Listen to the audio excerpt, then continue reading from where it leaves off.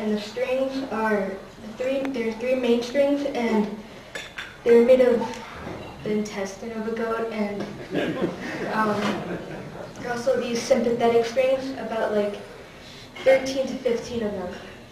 And I started playing the rabab without no one's help or anyone influencing me to do it. I just watched YouTube and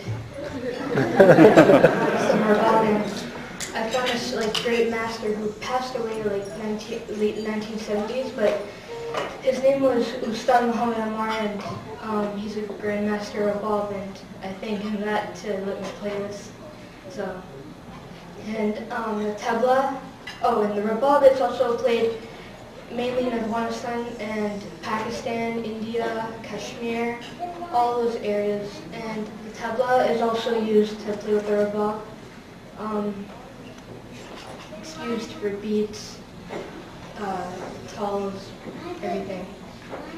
For the background, or kind of like a bass for American music. So, the first song I'm going to play is called Dazimum Se Balkan, which is a patriotic song, and it means this is my beautiful country, like Afghanistan, and yeah, so I'll play this.